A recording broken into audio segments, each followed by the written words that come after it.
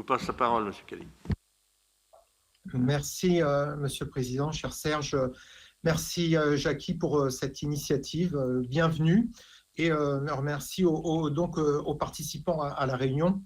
Pour ceux qui ne connaissent pas, j'ai participé, effectivement, Marc l'a dit, à l'Assemblée des Français de l'étranger pendant 8 ans, aux côtés d'Alain Pierre et de Marc. Et je suis moi-même entrepreneur, donc depuis 25 ans au Royaume-Uni. Je voudrais d'abord commencer par saluer l'initiative qui a été donnée au début, parce qu'il y a un vrai changement pour la création d'une société commune entre Renault et Alain pour justement avoir une structure en France. C'est vraiment important. Pour les VIE, ça serait vraiment un progrès. Et j'ai parlé avec Christophe Lecourtier avant-hier. Et effectivement, il est très positif et très confiant sur la réussite de ce projet. Et pour lui, c'est un plus. Donc, puisque dans le rapport, il va être dit effectivement faire des propositions, je pense qu'appuyer cette démarche serait déjà un bon point. Identifier les besoins, c'est nécessaire, ça a été dit par tous. Alain Pierre a totalement raison. Pour pouvoir se diriger, s'orienter, encore faut-il savoir où on se trouve. Donc, on a besoin effectivement de cette cartographie. Mais ce qui est important aussi aujourd'hui, c'est de ne pas créer de fausses attentes. Marc Villard a vraiment raison. Il ne faut pas laisser entendre que les entrepreneurs, tout d'un coup, on va s'en occuper, on peut répondre à l'attente de chacun. On sait très bien que ce n'est pas possible. On ne peut pas faire des aides directes, bien évidemment, dans le cadre de l'Union européenne. Donc, on est tenu, on ne peut pas faire n'importe quoi, ne pas créer de faux espoirs. Effectivement, le besoin qui nous est remonté systématiquement, c'est cet accès au crédit, puisque les entrepreneurs, parfois à l'étranger, sont confrontés eux-mêmes à une concurrence locale et leurs concurrents locaux ont des aides que eux n'ont pas, ou éventuellement n'ont pas d'accès au crédit. Ou alors à des taux absolument fous, comme en Amérique latine, là on a remonté souvent, 18%, c'est impossible. Donc en fait, ce qui s'est passé, moi j'ai eu la chance de vivre le problème, enfin quelque part la chance, l'expérience de vivre le problème équivalent Covid plus d'un an avant, avec ce qui s'est passé en Équateur, quand j'ai fait le point 2 ans après le séisme. Et très vite, on a vu que l'AFD, par exemple, aidait des projets, et c'est ce que disaient les entrepreneurs français, sur place, ils disaient on aide avec l'AFD, et c'est très bien, des structures à rebondir, et nous, Français, on n'avait rien. Et donc, c'est pour ça que très vite, j'avais vu l'AFD à Quito, et on avait vu ce dispositif ARIS. Or, et ça a été dit tout à l'heure, effectivement par Alain Benteja, moi, dès qu'il y a eu le problème Covid, je suis arrivé tout de suite et j'ai dit, mais ARIS, j'ai donné, et c'est vrai que c'est compliqué à mettre en place. On a ce système, il ne faut pas réinventer la roue puisqu'on doit aller vite. Utilisons un système qui existe comme ARIS, puisque ça permet de garantir des prêts faits par des banques locales, donc en monnaie locale, et ça permettrait donc de régler ce problème de prêts qui était nécessaire. Là-dessus, on est arrivé au PLFR 3 et on a proposé, enfin, a été proposé Choose Africa Resilience. 165 millions d'euros, c'est l'idée un petit peu qui est sortie, avec la possibilité de contre-garantir 80% des prêts faits comme pour Harris par des banques locales. En réalité, et j'en ai parlé avec le directeur de l'AFD il y a 2 semaines, Rémi Rioux, la réalité, c'est que c'est toujours pas contracté. Enfin, il y a 2 semaines, c'était toujours pas contracté. Et de toute façon, ça ne va impacter que 7 pays en Afrique. Et encore, via une seule banque pour l'instant, ils ont un seul partenaire financier qui serait Société Générale. Donc, et on voit déjà qu'on est déjà au mois de novembre et ils n'ont pas encore fait leur accord. Donc, ça veut dire qu'aucune société ne bénéficiera de ces prêts de toute façon avant l'année prochaine. Donc, on n'est pas dans la réponse rapide qui est nécessaire.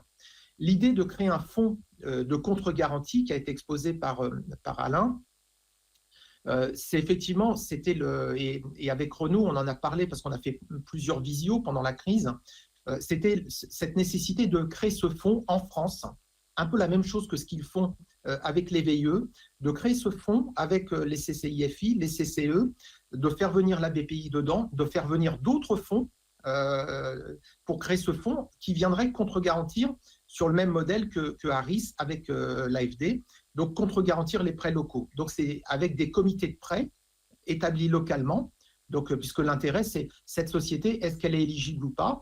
Il faut qu'un comité de prêt, il y a le comité de prêt de la banque, un comité de conseil qui dirait à la banque, oui, ces entreprises françaises-là correspondent à l'identification qu'on a fait et peuvent obtenir la contre-garantie de notre fonds en France. Ça, c'est le cinquième point.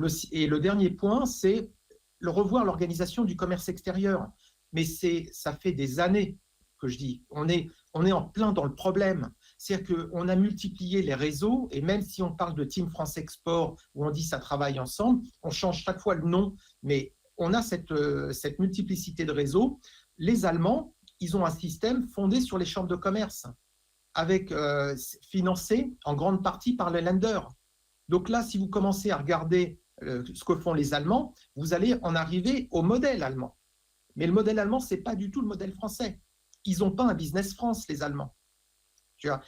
Tout est mis au travers des chambres de commerce. Là, aujourd'hui, le problème des chambres de commerce françaises à l'international, c'est qu'elles doivent se financer uniquement avec les fees de leurs membres. Mais les membres, ils attendent un service de leur chambre à l'étranger. Donc, on n'a pas les moyens de développer un intérêt général, ne serait-ce que ce que demande Alain Pierre-Mignon. Créer une cartographie, ça coûte du temps, ça coûte de l'argent. Donc, il faut bien que quelqu'un le finance. Donc, c'est là où il faut qu'on revoie notre structure. C'est vraiment important. Donc, je pense que peut-être, mais ça, ce sont encore des visions d'avenir, il faut en convaincre le ministre. Moi, en ce qui concerne mes questions, et je pense que ça répondra à la demande du président Serge Babary, c'est pour faire vite, il faut définir les priorités. C'est-à-dire que si on fait une vision top-down, on pense d'en haut pour aller vers le bas, je pense qu'on n'y arrivera pas. Après quelques mois de tergiversation, je pense qu'il faut plutôt avoir une vision bottom-up. C'est-à-dire qu'on part de besoins précis sur le terrain et on porte des réponses pour des besoins précis identifiés. Or, effectivement, il faut définir d'abord quelles entreprises françaises à l'étranger on veut aider en priorité aujourd'hui. Elle est où pour qui l'urgence? Parce que la réalité, il ne faut pas la nier. Il y a des entreprises qui fonctionnent très bien aujourd'hui. Tout ne part pas à l'effondrement. Il y a des entreprises où le business fonctionne et se développe. Donc, définir ces critères, quelles entreprises françaises et étrangères, aujourd'hui, on a besoin d'aider. 2 objectifs précis à identifier. Ça a été dit par Marc. Par exemple, en priorité, il y a le tourisme. Le tourisme, c'est une chaîne de valeur. Ça part de Paris, avec la personne qui va dans la boutique pour pouvoir partir à l'étranger, jusqu'à l'étranger, l'agence de tourisme qui est en connexion avec les hôtels et les prestataires locaux. Donc, c'est avoir cette approche-là comme régler le problème sur cette chaîne de valeur tourisme. Pareil, les réseaux de distribution. On a des réseaux d'exportateurs qui sont aujourd'hui en danger. Ça a été très bien dit par Renault au début de la réunion. Donc, c'est identifier ces réseaux de distribution qui sont très importants pour notre chaîne d'exportation. Quelles industries en priorité? C'est ce qui nous permettra aussi d'impacter les ministères qui vont bien. Ministère de l'Industrie, de l'Agriculture, et ainsi de suite. Donc, c'est vraiment peut-être, est-ce que vous avez en question quels seraient les champs prioritaires, le type d'entreprise en priorité et le type de secteur aujourd'hui sur lequel on pourrait peut-être faire des propositions avec ce rapport pour avoir des résultats. Merci. Merci Olivier.